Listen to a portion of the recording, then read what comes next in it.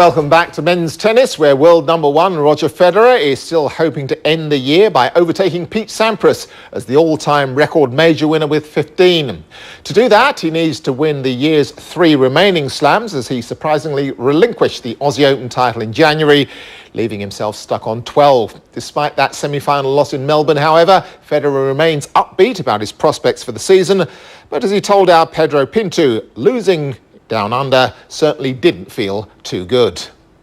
Obviously disappointing, I was hoping to do better, at least being in the finals, or try to defend, but I came up a bit short. I was feeling a bit sick and tired before the tournament, so maybe that I paid the price later on for that. But Djokovic definitely played a very good match against me in the semis, and I couldn't really lift my game when I had to, and it cost me the match. So I was disappointed, at the very beginning. But then after that, I've had vacation. Now I've gotten over it, and now I'm looking forward to the rest of the season. But considering the success you have and how used you are to winning titles, and especially the big titles, does it come as a shock first, thinking, wait a minute, I just lost, and it was before the final, and I'm not going away with the trophy? Well, losing any time in a tournament is not fun. If it's a first round or a finals sometimes can be more tough because you have to go through the ceremony and you see the other guy holding the trophy. The shock for me came, the moment when you make the forehand error, let's say, and you're like, so wait a minute, so I won't get a chance to hit another ball now. It's just over. I'm going to shake hands and go into the locker room and pack my bags and leave the place. Has the Australian Open made you hungrier for the rest of the year? Well, not really. It's not like I now really want to win every tournament. It's anyway from the beginning of the season. I have high hopes to do well, and it's the Olympic year, so it's a big year. It's going to be hopefully a good one still for me, even though I didn't win the Australian Open. Still could be my first French Open, could be my 6th Wimbledon, could be my first Olympics, my 5th US Open. So I'm really going for many, many records, and it would be nice just to actually get one of them. So we'll see what happens. Roger, you've had so much success. Surely you pay attention to the record books. How important is it for you to look back at the history books and say, I can beat that guy, I can do better than that? Well, now more and more so. I didn't like to speak about the records too much until about a year ago, when I really started to get close to Sampras' record of 14 majors, and now I feel much more comfortable with it, because I'm 26, I'm still have many more years to go, and I'm comfortable in my skin. I know how to handle it, and I love being number one in the world, and having the pressure, everybody expecting me to win, and I think I handle it well, and that's why I don't put myself under extra pressure, and I really hope I can do well, and that's really how I look at things, and not going crazy about all the different types of records, but it's nice playing for them or against them. One record that I'm sure you'd like to get is winning all 4 Grand Slams. The last man to do it was Andre Agassi.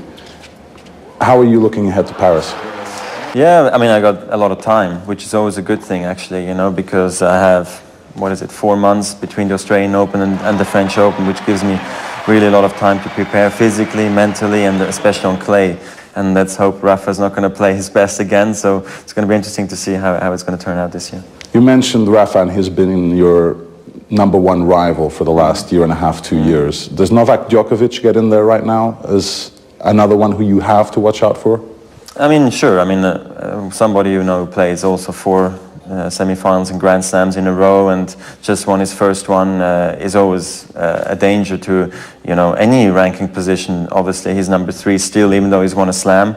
Rafa has still a Slam, under his belt with the French Open. I have the rest, so it's an interesting trio, I think, at the top right now, and it's going to be interesting to see now who's going to play well. You mentioned the Olympics. How important would it be for you to win a gold medal for your country? Yeah, I think any medal is fine, but obviously you aim for gold, in being in my position. It's always been a dream for me to actually be part of the Olympic Games. So, for me, being able to carry the flag in Athens, 4 years ago was already an incredible honor, and, then always getting there is nice. It's only every 4 years. It's not something we, the tennis players, are used to, having to wait for so long. That's why the excitement is so much bigger. Having a look at your record, it's been over 4 years now that you've been world number one. What do you attribute that consistency to? I think mental toughness. I think I've been very fit as well. I've been not injured. I think that's definitely key to success, because if I'm injured maybe for 3 months, you're going to lose your number one position, you know. So I've been very, very solid all the way through.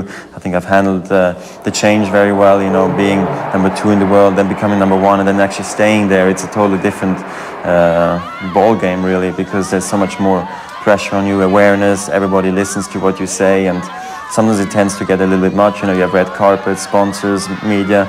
It tends to get a little much for you know, a person. But I think I handled it well, and I always said if I become number 1 in the world, I'm going to actually start to work harder. And that's exactly what happened, and I think it paid off, and I'm still here today, so it's just great. You're talking about the attention you get. How hard is it to keep your discipline? Because you really don't hear about Roger Federer stumbling out of a club at 7 a.m. You don't hear about Roger Federer crashing a luxury car. You don't hear about controversial events surrounding you. How tough is it to stay on the right path and resist the temptations you must have many times? Well, I mean, coming out of a nightclub later on at night is not something which is the worst thing in the world. You know, you should also have fun, but it's something I don't do so much, to be honest. You know, I hardly ever go out because I mean, I'm too tired at 2 in the morning or 3 in the morning. So I'd rather have a relaxing night out with my friends, you know, and you know, just talk and you know, have nice dinners and stuff. But it's something I'm not really mad about anyway. You know, controversial stuff. You know, I can leave that up to other people if they want it. I'm really not the type of guy. I'd rather be a role model for kids, and you know, for myself, it's anyway the person I am, and I'm not going to go out there just to cause controversial to be in the media, you know, and I think that's the way to do it for me anyway.